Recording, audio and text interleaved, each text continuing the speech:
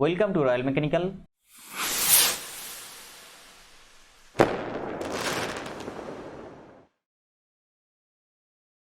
Welcome to royal mechanical. DRDO की तरफ से जो सितंबर 10 रिक्रूटमेंट निकल के आया आईटीआई पास स्टूडेंट के लिए टेक्नीशियन ए और diploma student and bachelor in science student के लिए senior technical assistant B post पे आज डिस्कस करेंगे technician A previous year most important question लेके। आज जो डिस्कस करेंगे, देखिए यहाँ पे जितना क्वेश्चन रहेगा ये फिटर टर्नर मशीनिस्ट के लिए कॉमन रहेगा, क्योंकि जो क्वेश्चन आ सकता है जो मोस्ट इंपॉर्टेंट क्वेश्चन वही मैं यहाँ पे डिस्कस करूँगा। तो इसका जो पीडीएफ हर एक एग्जाम का तरह जैसे मैं पीडीएफ फ्री में प्रोवाइड करता हूँ ऐसे ही पीडीएफ फ्री में प्रोवाइड कर दूंगा। डिस्क्रिप्शन बॉक्स पे टेलीग्राम चैनल का लिंक है, लिंक के जरिए से आप लोग टेलीग्राम चैनल पे जुड़ जाइए और वहाँ से आपका ये फ्री पीडीएफ आप कलेक्ट कर लीजिए। देखिए, जब तक डीआरडीओ का एग्ज़ाम डेट डिक्लेयर नहीं होता है तब तक ये क्लास चालू रहेगा, और जो most important question chapter wise अगर क्वेश्चन चाहिए तो कमेंट सेक्शन में बोलिए, मैं चैप्टर वाइज क्वेश्चन मैं दे दूंगा। लेकिन जो क्वेश्चन इंपॉर्टेंट है वो क्वेश्चन मैं यहाँ पे आपको प्रोवाइड करते रहूंगा।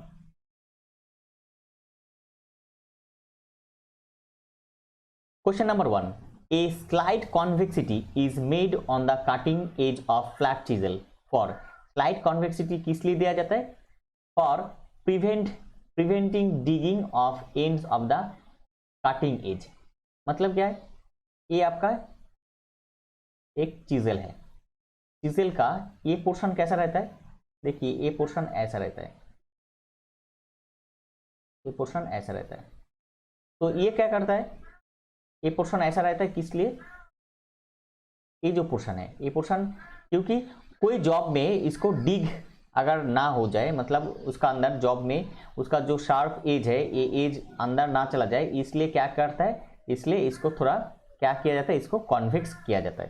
तो इसमें क्या होता है? इसमें जॉब का अंदर डिग नहीं होता है। Next, the taper shank drills should be removed from the machine spindle bye means of. Taper shank drill, जो टेपर शैंक ड्रिल है, ड्रिल का ऊपर का पोर्शन जो शैंक रहता है, ये नीचे का पोर्शन, तो ये जो पोर्शन है इसको शैंक बोला जाता है। इसको अगर टेपर रहता है, दो टाइप का रहता है, एक स्ट्रेट और एक टेपर। अगर टेपर रहेगा, यहाँ पे फ्लूट्स रहता है, आपका फ्लूट्स यहाँ पे रहता है, ऐसा फ्लूट्स रहता है। तो ये टेपर शैंक ड्रिल सॉकेट से निकलने के लिए आप क्या यूज करते हैं? यूज करते हैं ड्रिफ्ट। ड्रिफ्ट आपका करेक्ट आंसर हो जाएगा। Next, which among the following factor will not influence the selection of cutting speed while performing operation on drilling machine. कुछ ऑप्शन दिया गया, उसमें पूछा गया नॉट। ये नॉट से जो क्वेश्चन है ये इसमें ज़्यादा ध्यान दीजिए, यहाँ से क्वेश्चन ज़्यादा दिया जा रहा है क्योंकि अभी क्वेश्चन का पैटर्न चेंज कर दिया गया। तो इसमें नॉट देने से क्या होगा? आपको बाकी तीन जो ऑप्शन रहेगा वो भी आपको जानना है, तो इसलिए इसको चेंज कर दिया गया। नॉट से रिलेटेड जो क्वेश्चन है वो मोस्ट इंपॉर्टेंट, उसको ज़्यादा देखिए क्योंकि वही से क्वेश्चन अभी ज़्यादा दिया जा रहा है। देखिए, ये नॉट वाला क्वेश्चन मैं पिछला भी एग्जाम में दिया, तो यहाँ पे भी दिया। Not influence the selection of the cutting tool. कौन सा सिलेक्शन ऑफ कटिंग टूल को सिलेक्ट करने के लिए कौन सा इन्फ्लुएंस नहीं करता है, मतलब जरूरत नहीं होता। विथ ऑफ द जॉब, ये आपका करेक्ट आंसर हो जाएगा।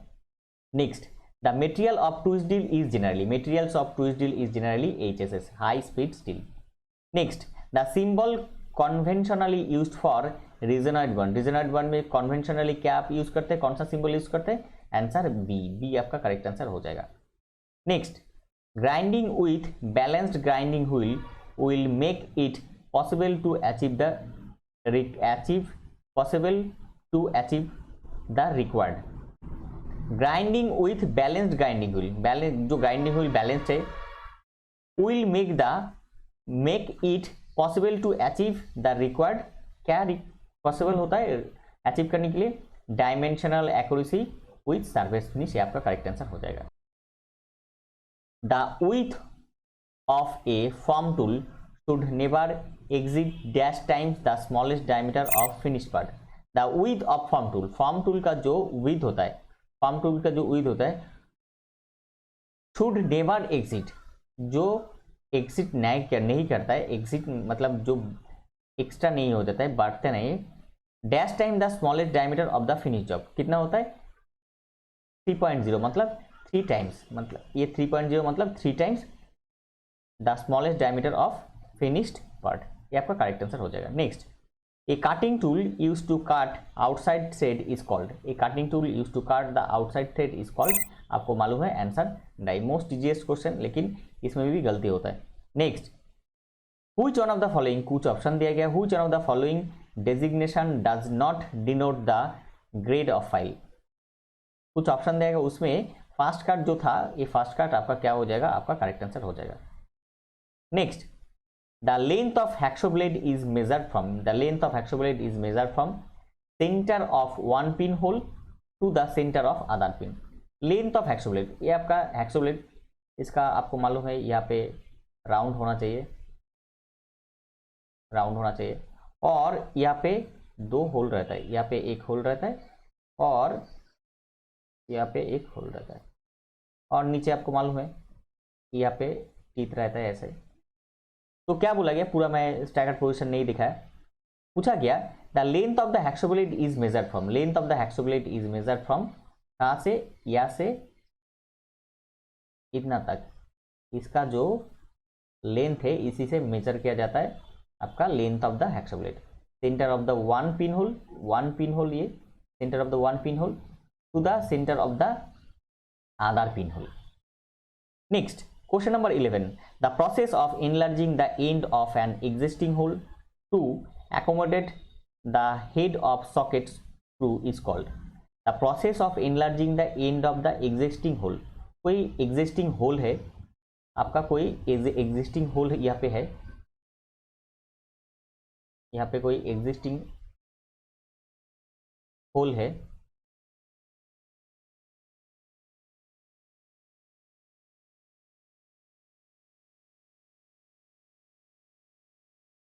Question number 11,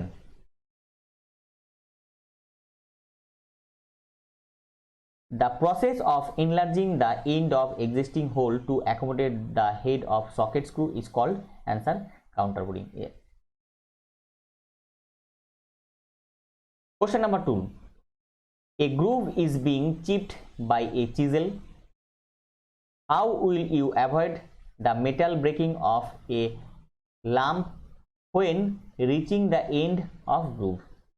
a groove is chipped by a chisel, कोई एक ग्रूव बनाया जा रहा है, एक पोजीशन है, देखिए मैं ग्रूव पहले ड्रॉ कर देता हूं। एक ग्रूव, ये जो पोजीशन है, ये पोजीशन ग्रूव है। A groove is being chipped by chisel, इसमें चिजल लगा के आप ग्रूव बना रहे, चिजल लगा के आप ग्रूव बना रहे by chisel. How will you avoid metal breaking off a lump when reaching the end of the groove, मतलब अगर आप एक ग्रूव बनाने के टाइम पे ये चिजल एकदम एंड पे आ गया तो इसमें टूट ना जाए, फ्रैगमेंट मतलब छोटा छोटा टुकड़ा होके निकल ना जाए, और उसमें क्या होता है, उसमें थोड़ा होल हो जाता है। तो ये अगर नहीं हो जाए, इस डिस्ट्रक्शन को चेंज करने के लिए आप क्या करते हैं, when reaching the end of the groove क्या करते हैं, by chipping the end portion from the opposite side. तो इसके लिए चीज चिपिंग कैसे करना पड़ता है, ऑपोजिट साइड, मतलब जो ये आपका चिजल, एक सेकंड देखिए पे, ये आपका चिजल का पोर्शन, चिजल का नीचे का पोर्शन है, तो चिजल का जहां से आपका क्लियरेंस एंगल ज्यादा है वही से आप कर रहे थे, लेकिन उसका ऑपोजिट साइड से करेंगे तो वो फ्रेगमेंट टाइप पे वो टूट नहीं जाएगा। मोस्ट इंपॉर्टेंट क्वेश्चन, ये क्वेश्चन बहुत अच्छा क्वेश्चन है, ये conceptual question, most important question, इसको याद रखिए। कुछ भी प्रॉब्लम हो इस क्वेश्चन का तो मेरे को पूछिए, मैं टेलीग्राम चैनल पे आपको जवाब दे दूंगा, और यूट्यूब पे आपका कमेंट सेक्शन में दीजिए, कमेंट सेक्शन में मैं जवाब दे दूंगा, कोई भी कन्फ्यूजन रहेगा। Next, both side of the flat bustard file have, both side of flat bustard file have, answer आपका आंसर हो जाएगा डबल कट टीथ, ये आपका करेक्ट आंसर हो जाएगा। Next, after threading a hole by tap, tap से आप कोई होल टैप किया, it is found that the crest of the thread is not from throughout, मतलब क्रिस्ट कौन को किसको बोला जाता है, ये आपका थ्रेड है, क्रिस्ट किसको बोला जाता है, इसको ए पोजीशन को बोला जाता है क्रिस्ट, और ए पोजीशन को बोला जाता है रूट। जैसे रूट रहता है, ट्री में रूट रहता है, पेड़ पे रूट रहता है, वैसे रूट यहाँ पे नीचे रहता है, और ये जो पोर्शन है ये पोर्शन को क्या बोला जाता है, ये पोर्शन को बोला जाता है क्रिस्ट। अभी बोला गया कोई आप थ्रेड बनाया इंटरनल थ्रेड, लेकिन देखा गया कि आपका पूरा जो इंटरनल थ्रेड आप बनाया तो कुछ देर तक ये थ्रेड बना है लेकिन नीचे थ्रेड नहीं है, तो ये थ्रू आउट थ्रेड नहीं है। Which one of the following reason would have cause this effect, इसके लिए कौन सा इफेक्ट हो, मतलब एक कौन सा रीजन हो सकता है। Hole size is slightly more than the tap drill size, मतलब ये जो होल आप बनाया था ये पैरेलल नहीं है, थोड़ा नीचे पोर्शन ज्यादा है, तो जो टैप आप यूज किया जहाँ पे यहाँ पे सही टैप यूज किया तो यहाँ पे थ्रेड अच्छा हुआ, लेकिन जैसे नीचे गया वो थ्रेड यहाँ पे इतना क्लियरेंस है, इसका वजह से ये थ्रेड थ्रू आउट नहीं हो पाया। Most important question, question number 14 most important. Next, the relief angle given behind the cutting lip is called, the relief angle given behind the cutting lip is called lip clearance angle, आपका correct answer हो जाएगा। Next, projection welding is a, projection welding is a multi spot welding, projection welding is a multi spot welding, ये आपका correct answer हो जाएगा। Next, the edge of steel plate cut by oxygen cutting will get hardened when the carbon content is, the age of steel plate, steel plate का जो as होता है, steel plate का जो एज है, ये अगर एज रहेगा steel plate edge is cutting by oxygen cutting, oxygen से आप काट रहे, will get hardened when the carbon content is, ये जब आप स्टील प्लेट को ऑक्सीजन कटिंग से ऐसे काट कर रहे हैं ये हार्ड हो जाएगा, ये पोर्शन हार्ड हो जाएगा। कब ये पोर्शन हार्ड हो जाएगा, कब हो जाएगा, कब जब more than carbon percent, more than 3% carbon रहेगा तब। Next, seam welding is best adapt for metal thickness ranging from, seam welding best adapt for metal thickness, कौन सा मेटल में सीम वेल्डिंग अच्छा होता है, 0.025 to 3 mm अगर मेटल थिकनेस रहेगा तो उसमें अच्छा रहेगा। Next, the process of decreasing the cross section of bar and increasing the length is called, process of decreasing the cross section, मतलब कोई जॉब का ऐसा क्रॉस सेक्शन था तो उसको दोनों साइड से टेंसाइल फोर्स क्रिएट किया गया, आप ड्रॉन इनटू वायर कर रहे हैं, मतलब उसको वायर में आप कन्वर्ट कर रहे हैं, तो दोनों साइड से आप क्या किया, दोनों साइड से आप इसको टेंसाइल फोर्स क्रिएट किया।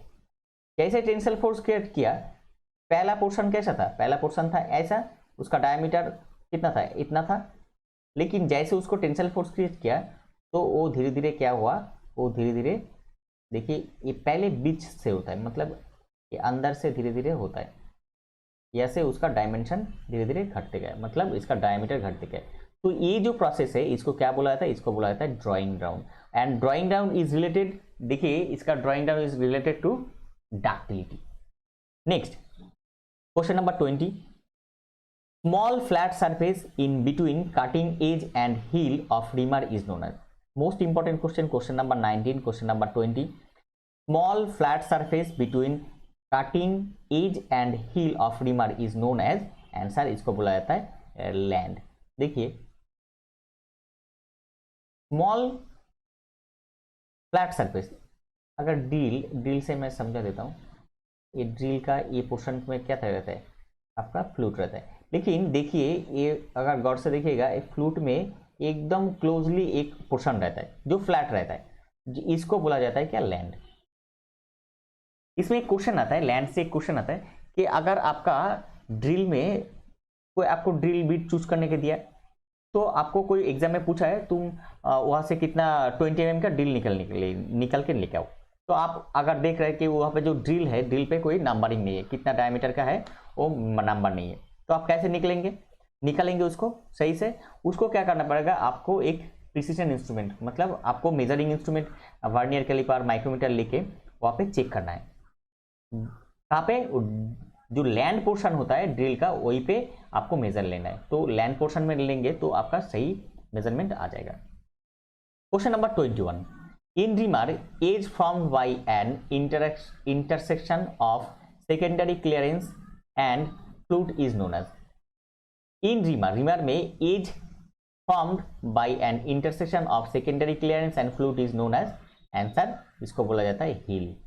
Next, question number 22, reduction in body diameter towards the shank of reamer is known as, answer इसको बोला जाता है रिसेस।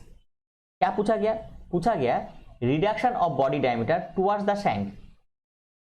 रिमार है, रिमार का body diameter towards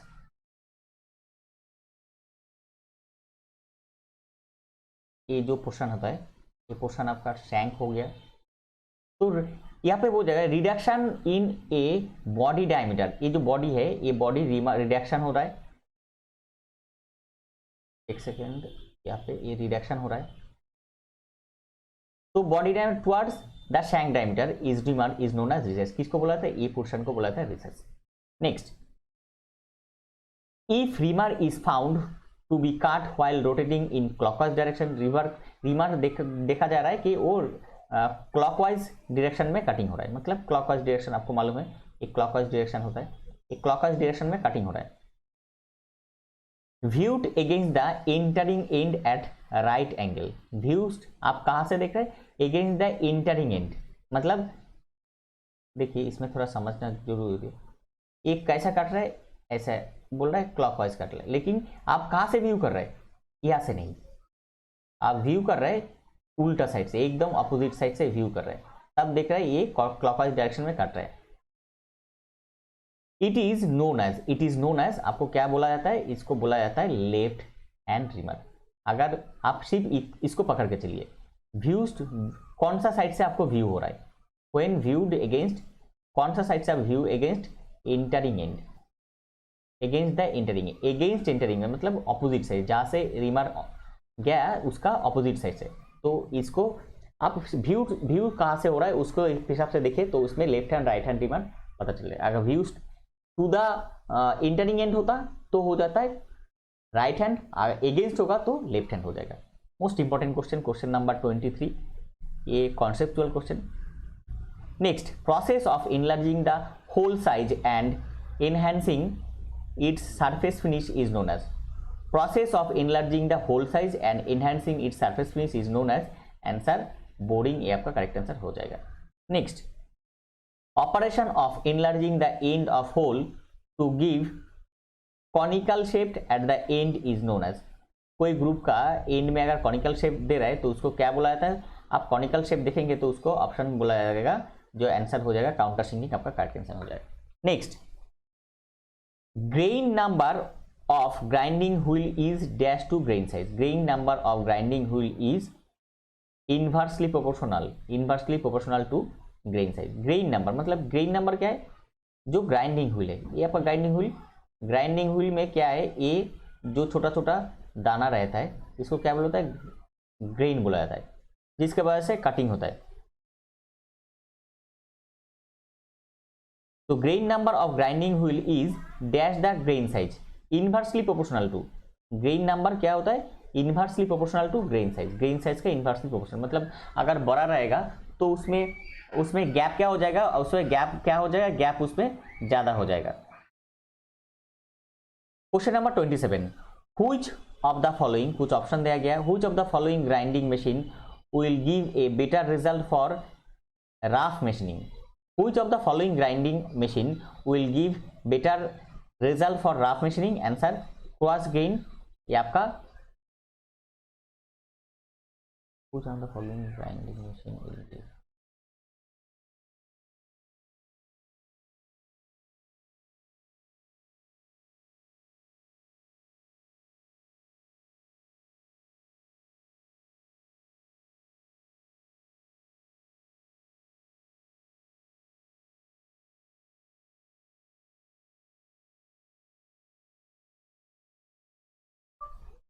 Which grinding machine will give a better result for rough machining? Coarse grain. According to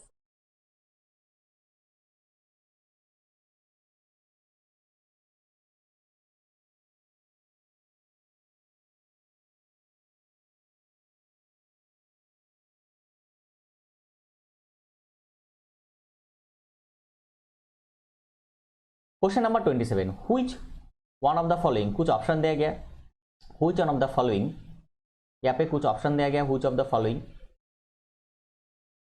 Which one of the following grinding machine will give a better result for rough machining? Answer quartz gain grinding wheel जो होता है ये आपका surface finish में better result for rough surface finish में देगा. Next, resin bond is also known as, most important question number 28, resin bond is also known as backlight bond. ये आपका करेक्ट आंसर हो जाएगा. Next question number 29, which of the following, कुछ option दिया गया, which of the following grinding wheel would be more economical for grinding of soft workpiece? कौन सा जो ग्राइंडिंग होता है grinding wheel would be more economical रहेगा for grinding soft work piece? Answer hard grinding wheel आपका correct answer हो जाएगा. Next question number 30, which of the following, कुछ ऑप्शन दिया गया, which of the following grinding wheel would be more economical for grinding hard work piece? यहाँ पे देखिए question answer हो जाएगा डेंस स्ट्रक्चर, आपका डेंस स्ट्रक्चर व्हील आपका करेक्ट आंसर हो जाएगा. देखिए यहाँ पे दोनों क्वेश्चन लगभग सेम है, लेकिन यहाँ पे देखिए एक में सॉफ्ट वर्क पीस और एक में हार्ड वर्क पीस, यही आपका डिफरेंस है. देखिए क्वेश्चन बहुत ज़्यादा मिल जाता है, आप गूगल में सर्च कीजिए वहाँ पे भी मिल जाए, लेकिन कौन सा क्वेश्चन इंपॉर्टेंट है ये समझना जरूरी है. तो यहाँ पे मैं सेग्रीगेट करके क्वेश्चन दे रहा हूँ, जो क्वेश्चन आपको चाहिए और जो क्वेश्चन आ सकता है, जो इंपॉर्टेंट क्वेश्चन जहाँ से आपको बेसिक बहुत क्लियर हो जाएगा, वही क्वेश्चन मैं आपको प्रोवाइड कर रहा हूँ. तो इसमें आपका हेल्प हो जाएगा. तो इस क्लास में कंटिन्यू रहेगा, आप लोग भी क्लास में कंटिन्यू रहिए, इसमें आपका बहुत हेल्प हो जाएगा. ये था आज का टॉपिक. इन्फॉर्मेशन हेल्पफुल लगा तो लाइक कीजिए, और चैनल पे पहली बार विजिट किया तो रॉयल मैकेनिकल चैनल को सब्सक्राइब कीजिए. इसी तरह सबसे पहले टेक्निकल जॉब्स का अपडेट पाने के लिए और टेक्निकल एग्जाम का प्रिपरेशन लेने के लिए. मिलते हैं अगले वीडियो में. खुश रहिए और अच्छे से अच्छे प्रिपरेशन कीजिए आपका आने वाला एग्जाम का.